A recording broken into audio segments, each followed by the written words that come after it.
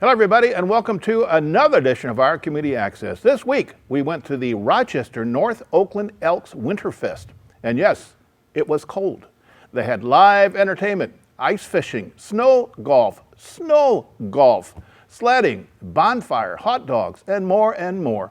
The Rochester North Oakland Elks Winterfest, all today on our Community Access.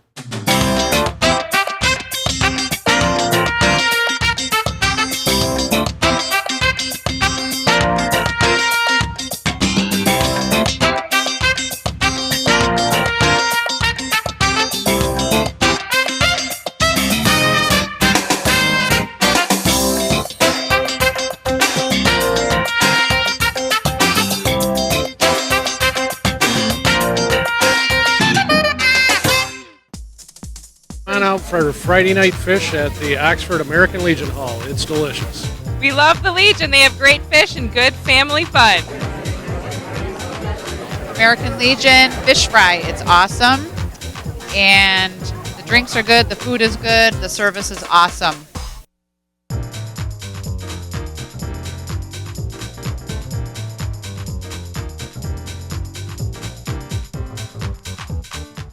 Welcome back. The Rochester North Oakland Elks Winterfest was done Saturday, February 15th and located on 3100 Pond Road in Leonard. With the story is our producer, Terry Stiles, and reporters Pauline Bennett and Eddie Curtis and photographer Russell Curvier.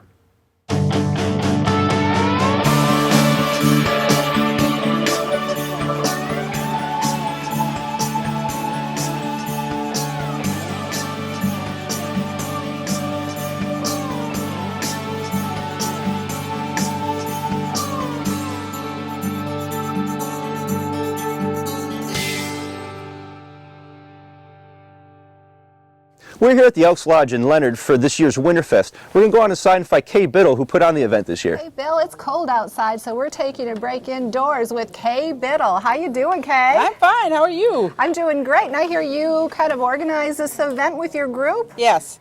We've had this for quite a few years out here. It started as a fishing tournament for the kids, and every year we've expanded it, and this year's the biggest of all. What do you have going on outside today? We have ice fishing. We have snow golf, we have sledding, some people are snowmobiling, just about anything they want to do out there. We truly appreciate how you open up your doors to the community and have these events, because, I mean, a community needs that in order to survive and really thrive. So yes. I do thank you very much. What other events do you plan on having for this area? Okay, we're having a Easter egg hunt, which involves, we'll have an Easter bunny here, and we're going to hand out candy to the kids. They're going to go out and look for Easter eggs, and the one with the most Easter eggs gets a gift. Very nice. There's just all kinds of activity. I've got a face painter coming, and she's going to do all different kinds of face paintings for the kids and adults, because the last time we had a bunch of adults. And that's one. I have another one. I have a rummage sale here in May that I'm opening it up to hope that everybody comes out here and donates stuff for us. Great idea. So it's a good fundraiser for us. We have the pumpkin patch in October, which is, we set up a little village right outside the wall, and the kids come. We have mostly handicapped kids, and they all come and go door to door, so to say. It's a little village like Rochester. Oh, how neat. And they collect their candy, and just like anything, we have entertainment here for them. That's a wonderful idea, and I'm sure the kids really enjoy the kids that. And the handicapped people just really like it. Oh, that's a great idea. What else do you got going on? We have a big boat show June 24th to the 28th. We race miniature boats out here, remote-controlled boats. And we have something going on every day, which right now it isn't set up yet because it's down the road. But we have a lot of people come out here and observe the boat racing on Shadow Lake.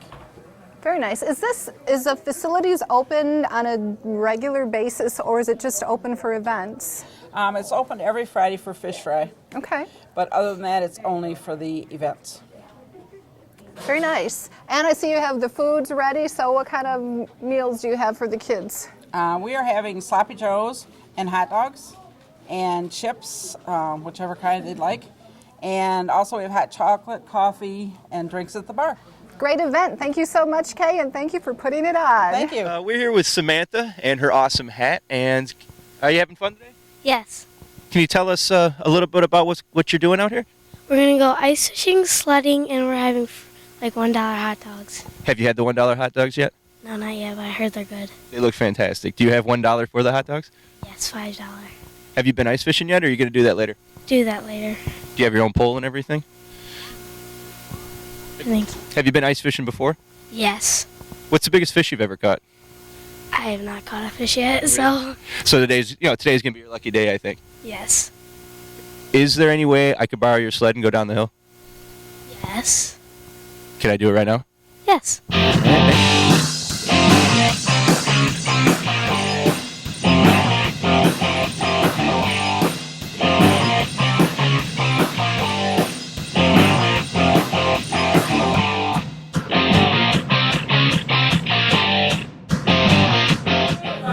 We're in the warmth of a kitchen here at Rochester North Oakland Elks with Charlie. How are you doing today, Charlie? I'm doing great. What a beautiful day for our fest. And as you're in our kitchen, this is kind of a good thing. When you go outside, you can come in and get some hot dogs. And we got other food out there. And, of course, hot chocolate. And it's just, what a beautiful day. And I wish there was more people out here and they could just enjoy it. So this is where all the food is prepared for the Elks, correct? Right. Friday nights we have fish fries. Okay. And then during the summertime we have barbecues, and those are really great. And then about 3 times a year we have what they call steak on the lake, and a steak about that thick and about that big, and I mean it is delicious. I think it's like $15. What a deal, you know! And everybody, you know, we sell that out like crazy. Because I it's imagine beautiful. so. You can't eat it all. You always take it home for seconds. So it's just a great time. So have you been with this Elks for a long time, or were you in the transition and worked in that kitchen as well? Give us some history here about the kitchen and what you have to do to prep all this. Well, starting off, I started with the Rochester Elks in Rochester. Okay. And then that was in the large Elks, and then they moved and just a little further north, and then we used to do the fish fries, and we used to have maybe 100 to 150 people who come in for the fish fries. And then we sold that location and merged with North Oakland. And they've done fish fries here for years. And so we just, it's kind of a tradition that we do that. And as a member, it's kind of a nice little thing to have. You can come out, as you can see out here, you got a nice deck to look at, you know, especially in the summertime. You can sit out there and eat and just enjoy the lake. And the fall is beautiful with all the colors. Yes. And it's just, and it's so nice that it's away from the city. You know, you're out in the outdoors, and I don't know, I guess when you get kind of out of the hustle bustle, you kind of enjoy that, you know. So that's what. Now our kitchen is, as you can see, if she's preparing the hot dogs for today. This is Tina. This is her first time working in the kitchen. Just volunteering, serving up some dogs. And it's, that's just one of the things we do when you come out here. We have some special thing going that you can have something to eat, you know, and then you can hear the music in the background, yes. And it's just entertain. It's nothing like I guess you say the Palace or a London Chop House or something like that, but it's just come out, just a great gathering place. Good grub. And then on Sundays when we have the football games on, we actually have what we call grub, which is a lot of different foods, and you can sit, and we've got all the big screen TVs in there, and they can enjoy the game and have something to eat, and we do have refreshment bar too, and so it's available, and as a member, it's very reasonable to be a member. It's like about $60 a year, and all the prices are about probably 1/4 of what you'd pay at a normal other place, so it pays for itself real So easy. if anyone's interested, you heard that, and thank you very much, Charlie, for opening up your kitchen to us. Thank you very much. Brian Dittmer, a resident historian in the Elks Lodge here. He's going to give us a little bit of a rundown of the place. How you doing, Brian? Hey, I'm great. Beautiful day out here. Thank God for the sun. No wind. I got about 16 degrees. It's our second annual Winterfest out here for the Rochester North Oakland Elks Lodge. The Rochester Lodge has been around since about 1961. We merged with North Oakland 2-3 years ago, and we've got the combined lodge now. We've got a little over about 250, 260 members out here for the lodge. Our present location, which is beautiful here on Shadow Lake, got about a 30-acre private lake out here. We're on 5 acres of up north country, just 15 minutes or so north of Rochester and east of Oxford and west of Romeo. So I don't know if you want me to talk about the Elks at all. The Elks. Oh, absolutely. Please, anything more information would be great. Sure. The Elks is a service and social organization. It's been around since 1868, of all things. That's an awful long time ago. Formed by actors, of all things. It was originally named the Jolly Corks. The Elks is a uniquely American organization. We've got about 2,000 lodges nationwide, little over 800,000 members nationwide. So you join one Elks Lodge, you can get into any of the Elks Lodges nationwide. What are the what kind of people are eligible to join the Elks? Qualifications are fairly minimal. You got to be 21. Most Elks Lodges have clubs and serve alcohol. So you've got to be 21. You've got to be an American citizen. You have to believe in God. Those are the basic core characteristics of an elk.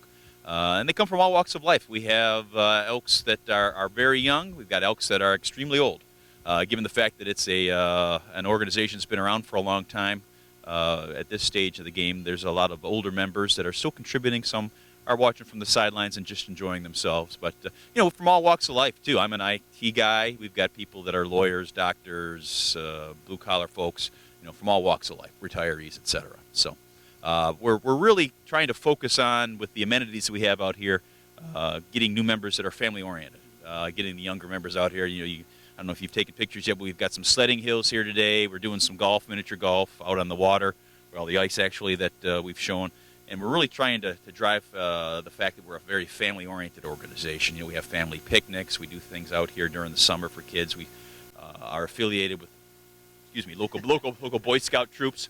So they come out here and they will camp in the winter and do some ice fishing. They'll camp in the summer and do things. We've got the Cub Scouts, a troop coming in doing their annual banquet here at the beginning of March. The veterans will come out and do some fishing and enjoy bonfires and sit out on our new deck. We put that on last year, big deck that overlooks the lake. Lake's pretty cool out here in the fact that you can do some fishing out here, pull out some pretty sizable pike, 25, 30-inch pike, some largemouth bass. They got bluegill out here, and we can swim in it as well. It's like I said, it's a private lake. It's spring-fed, so it's pretty clean. Our challenge during the summer months is to try to knock the weeds down so we can get from the land out to the water.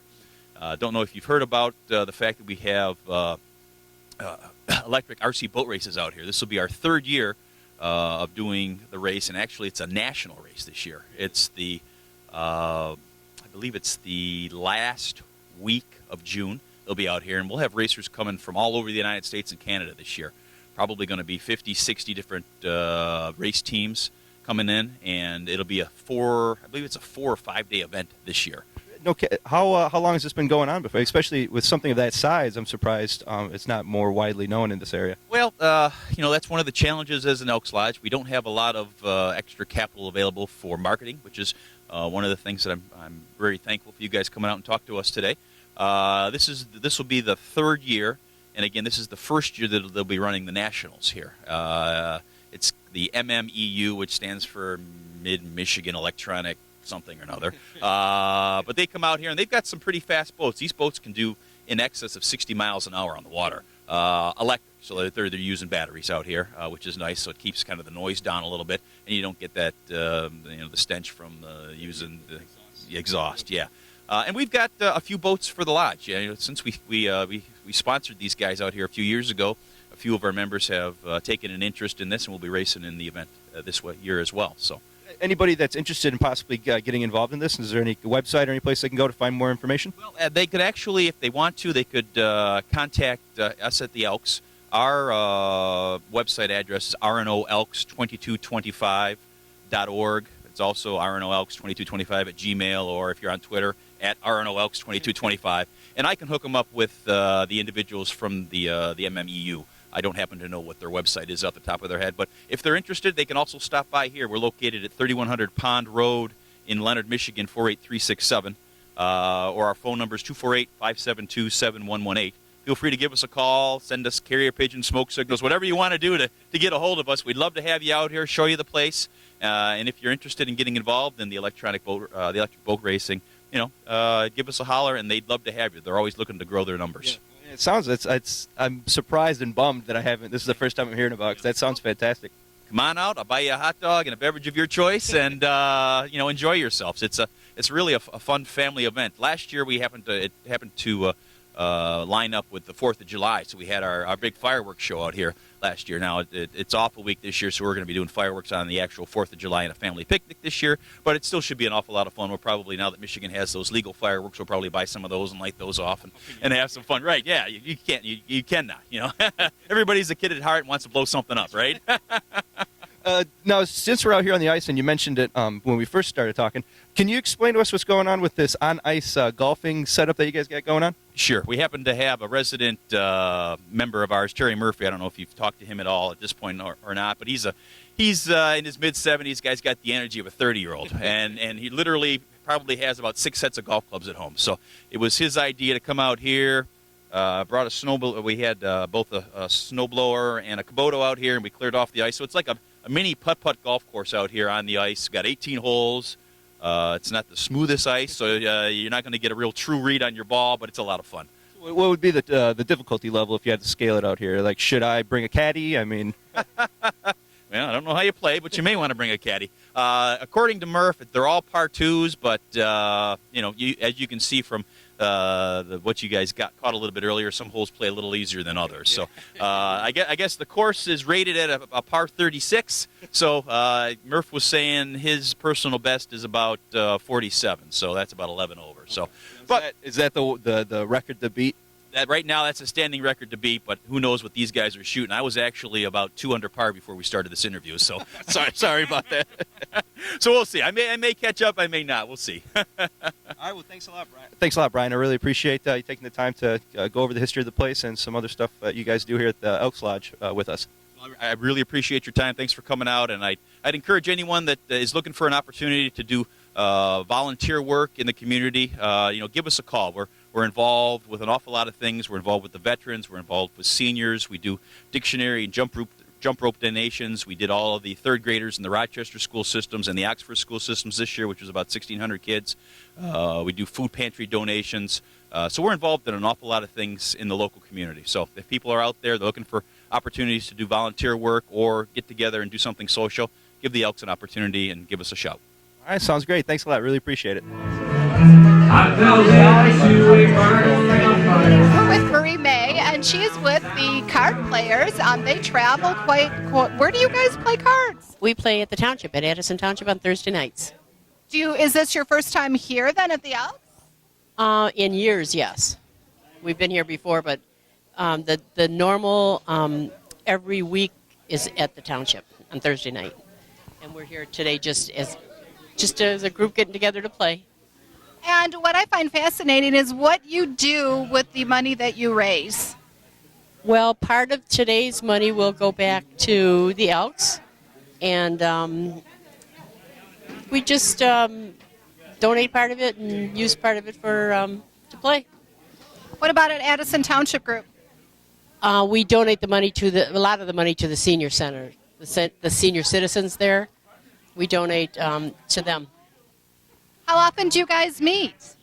We meet once a week on Thursdays, and every week we take part of the winning money out of there and donate it back to the seniors, and we give it to them around Christmas time.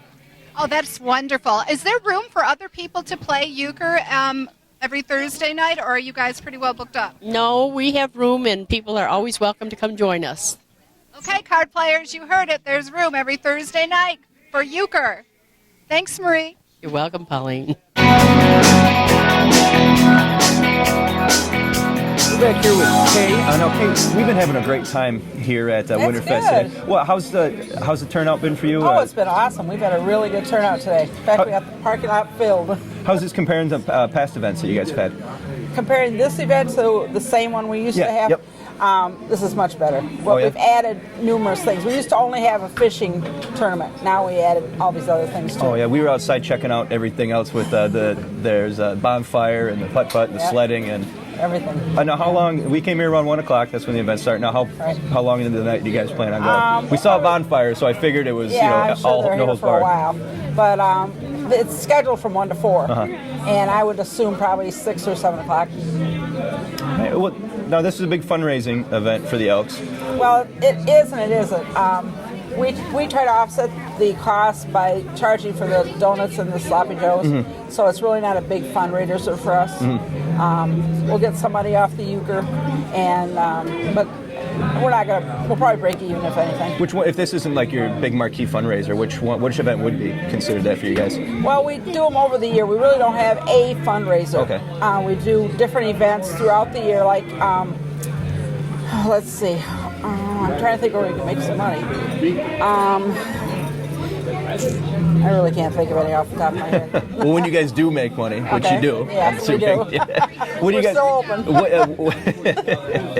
How do you turn how do you turn that back into the community? What kind of community programs do you guys benefit with? We're going to have, again this year, an appreciation day for our Addison Township Police and Fire. We'll bring them in here and have a dinner and a speaker and all that. We're also going to have, we have a senior dinner every year. Okay. We bring in all the local seniors and provide them a hot meal. All right.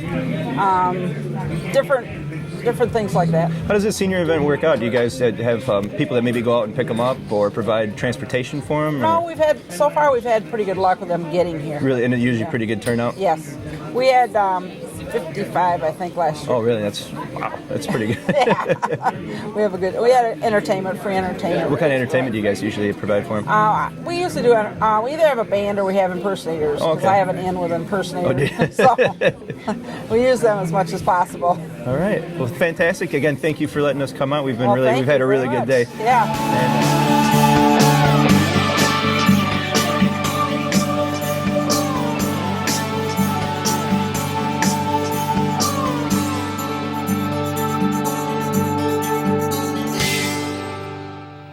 Andy and I really had a great time here today. What'd you think, Andy? Oh, I had a blast. We got to talk to some really cool people who are doing a really good cause here. We got to try our hand at sledding and some ice golfing, which I've never done before, which was fun.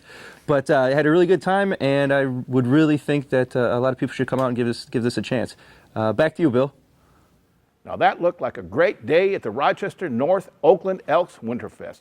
Now, it's time for our Dog of the Week of the Canine Rescue League. Hi there, welcome to Canine Stray Rescue. These are our Dogs of the Week. We've got some puppies for you. They're Corgi Terrier mixes, about 3 months old. This is Larry, this is Curly. Mo, come here. This is Mo, the black one. They're very energetic. They'll probably get to be, maybe about 20, 25 pounds in size. They're, again, 3 months old, all boys, very active, can be a little mouthy, but they're babies. So you've got to remember that they're babies when you take them home. But they're very, very sweet. We've got a lot of dogs here besides puppies. We also have adult dogs, and we got dogs in all different shapes and sizes and ages, so we've got the perfect partner for you. But these are our guys of the week. Oh, thank you for the kiss. Thank you for the kiss. Just another great dog from the Canine Rescue League. Once again, they are located on 2120 Metamora Road, just north of Myers. Next up, on the 14th of February, our Friends of Fish had their 4th annual Oxford Orion Food Drive. With the story is a reporter, Terry Stiles. Terry?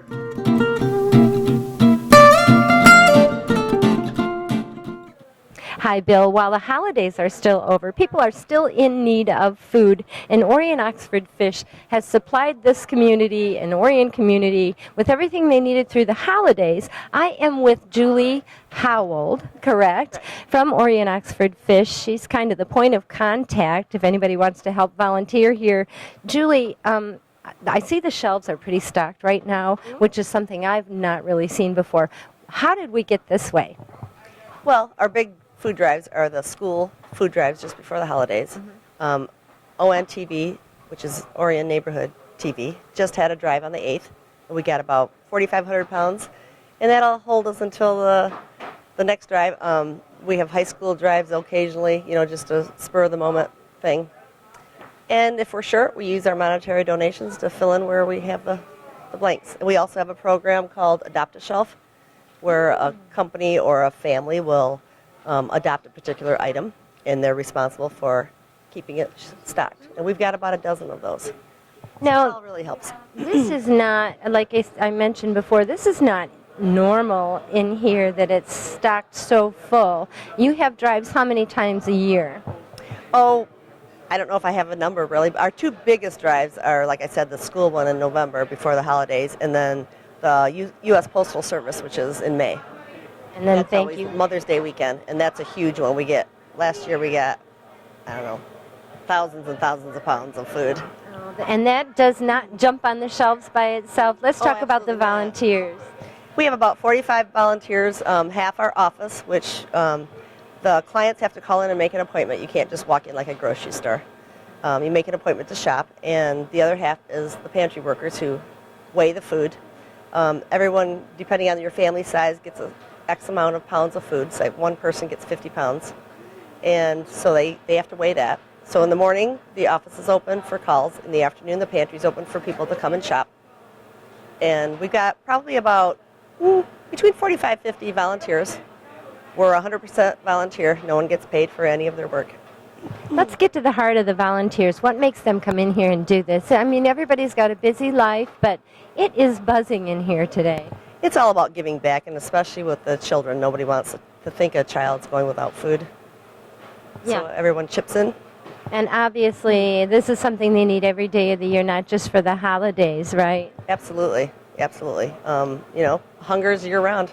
And then do you have any idea how many families that we are serving in this area? We service about 150 families a month. It's about 400 people. And we hand out about 13,000 pounds of food every month. Are those numbers going up or down? I know the last time we were here, they were going up disturbingly. But are they going up or staying the same? They're staying fairly even, except the weather. The winter has really. We had a low month last month because people couldn't get here, and we are closed when the schools are closed. And they need to contact whom if somebody is in need of help right now, whether it's temporary or long-term? Call the office number, which is 248-628-3933. Leave a message, and I will return the call or get you to the person that you need to speak with. And then do they just go through a short interview process and then become eligible? How does that happen? First, we have to make sure they're in our boundaries. We service Oxford, Orion, Addison counties, and we have to see if they're in the boundaries. Then they come in, and we have financial guidelines that they have to qualify for. It depends on how large their family is, how much income they have. All things considered, bridge cards and financial assistance and everything.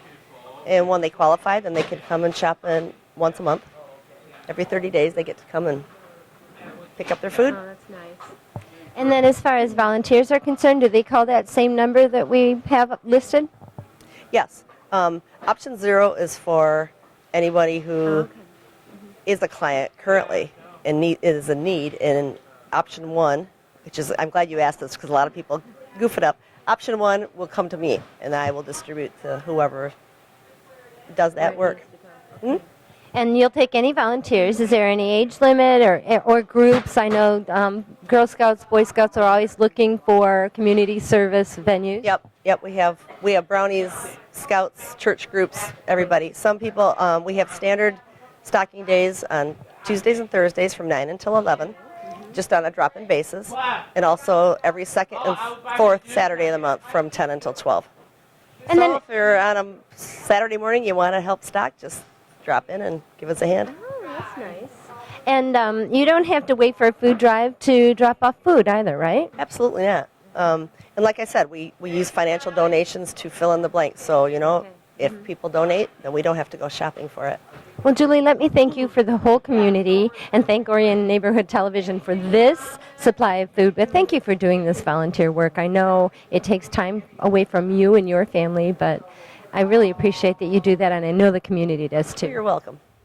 Well, that's all the time for this week, and we hope you enjoyed our program. So, for our reporters Pauline Bennett and Addie Curtis, and our photographer Russell Curvier, and with our producer and editor Terry Stiles, I am Bill Service, and we hope you have a great week. By the way, this program is sponsored by the generosity of Montana's Rib and Chop House, 700 North Lapeer Road, Oxford.